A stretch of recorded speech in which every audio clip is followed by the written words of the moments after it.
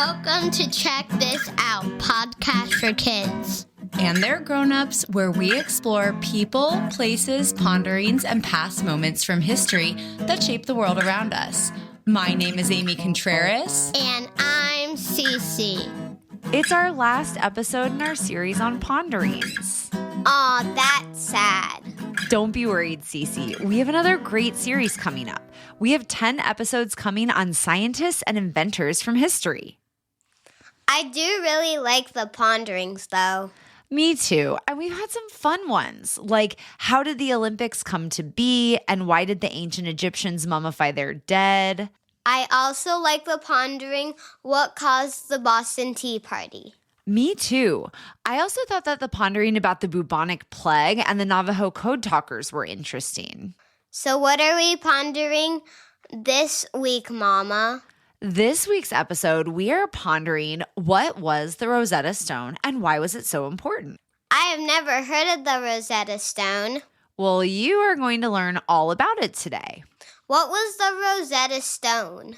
The Rosetta Stone is a broken part of a bigger stone slab known as a stela. It has an official message called a decree carved into it in 3 different types of writing. It was an important clue that helped experts learn to read the Egyptian hieroglyphs, which is a writing system that used pictures as signs. Now, Cece, I know you learned about Egypt in school recently. Do you remember what the ancient Egyptians used to write thousands of years ago? Easy. Hieroglyphics. That's right. Plus, you were clearly paying attention. Now, have you ever wondered how modern scholars figured out how to read the hieroglyphics? Not really. Well, the Rosetta Stone is what ultimately helped historians and scholars figure out how to read hieroglyphics. How? The Rosetta Stone is a slab of granite stone that has a written decree on it. The decree was issued way back in 196 BC by a group of Egyptian holy people and Egypt's ruler at the time, Ptolemy V. Rulers in ancient Egypt were called pharaohs. That is right. Now, the decree on the Rosetta Stone is about Ptolemy and talks about his generosity and devoutness. This helped scholars figure out hieroglyphics because the decree is written identically in 3 languages: ancient Egyptian hieroglyphs, Demotic Egyptian, and ancient Greek.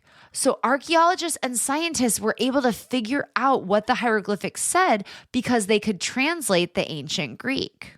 Wow, that is lucky they wrote the same thing, but 3 different ways. You're right. Without this, it would have been very hard to translate hieroglyphics. Hieroglyphics sort of died out after the 4th century, and once they went away, it was really hard for scholars to figure out. The Rosetta Stone became an important tool in helping researchers understand the long-forgotten language of hieroglyphics. How long was the Rosetta Stone made? Well, like I said a little bit ago, the inscriptions on the Rosetta Stone were carved way back in 196 BC, which makes it over 2,200 years old. Wow, that's even older than you, Mama. And by the way, that is really younger than the Rosetta Stone because you're 40. Hey, rude, but it's also true. The Rosetta Stone is the name given to the first stone to be discovered with these inscriptions on it. But it wasn't the only stone of its kind. Check this out. There are 3 almost exact copies of the Ptolemy V decree that are known about, and a number of very similar decrees from the reigns of pharaohs Ptolemy III, IV, and VI. Now, as of today, 29 of these decrees on stones have been discovered across Egypt, starting with the Rosetta Stone. The majority of the stones are in Egypt. Some of them have helped scholars to understand full hieroglyphic text, which was only partially preserved on the Rosetta Stone. What do you mean by partially preserved, Mama? Well, Cece, when the Rosetta Stone was found, it was broken. It wasn't complete. It only had 14 lines of hieroglyphic script. The other stones that were found later had even more information on them. Because the inscriptions on the stones say the same thing in 3 different languages and the scholars could still read ancient Greek, the Rosetta Stone became the key to deciphering the hieroglyphs. Can you see the Rosetta Stone? Does it still exist? It does. Today, the Rosetta Stone is in the British Museum in London. But there are a lot of people who think it should be returned to Egypt, which is where it was discovered and created originally. Where was the Rosetta Stone found? Well, obviously in Egypt, but here's the story. So Napoleon Bonaparte was a French military leader, and he eventually became the Emperor of France. He led a military campaign into Egypt. Now, he was campaigning in Egypt from 1798 to 1801, and Napoleon wanted to rule the East Mediterranean and threaten the British hold on India. But so anyways, while Napoleon and his troops were in Egypt, the French army engineers who were part of Napoleon's bigger campaign discovered the stone slab in 1799.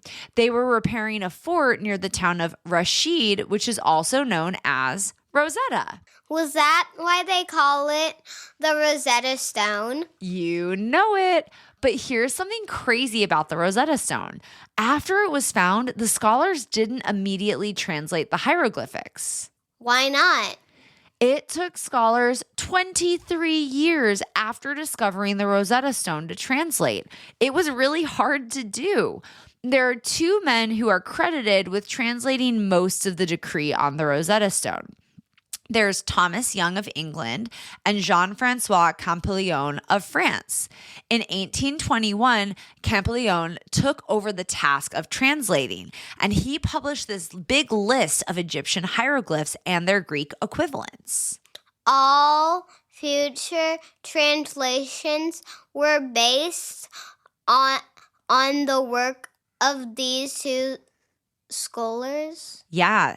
And now that we know that all the work that those scholars did, we know how important the Rosetta Stone was to understand hieroglyphics. But there are some other cool facts about the Rosetta Stone. Check this out. The Rosetta Stone has been on display in the British Museum for more than 220 years. But did you know there was a period of time when it was removed and hidden away? Why?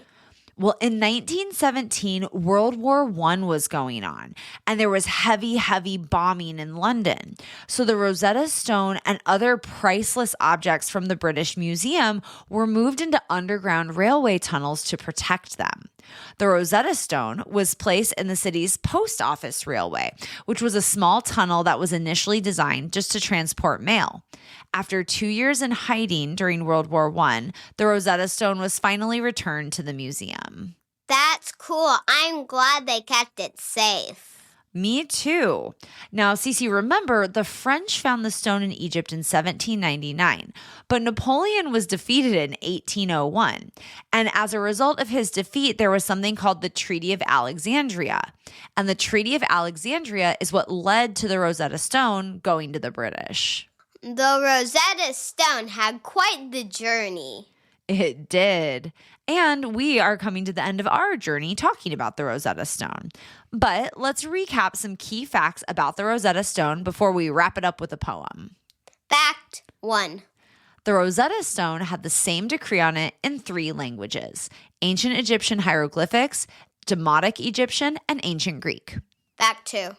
The Rosetta Stone was discovered by the French in 1799, broken and incomplete. Fact 3. The Rosetta Stone is what helped scholars translate hieroglyphics, which had been considered a dead language for hundreds of years. Fact 4. The Rosetta Stone is not the only stone of its kind, with a decree written in multiple languages. That was a lot of good stuff. It was. Now let's wrap up this episode with a quick rhyme. The Rosetta Stone held the key. It was all about the pharaoh Ptolemy. 3 languages, 1 stone. The scholars were no longer alone. Translations came from this granite slab. In 1799, the French found it. Fab. Thank you for listening to another episode of Check This Out Podcast for Kids. Here at the Check This Out Podcast, we know there's a lot of information, and it can be overwhelming to find accurate information online. This podcast is a tool for you to help you do something called citing your sources. As you get older and do projects for school, you'll learn that certain types of websites or information sources aren't verified or have evidence and documentation to back them up. On Check This Out, we use verified sources to build the stories you hear about. Verified sources are materials or information that have been confirmed for accuracy and credibility through an evaluation process. Our sources for this week's episode are the British Museum, National Geographic, History.com, and Encyclopedia Britannica. Make sure to join us again for next week's episode because we are going to continue to explore and learn about some scientists and inventors. Thanks for listening. See you next episode. Don't forget to subscribe. Bye.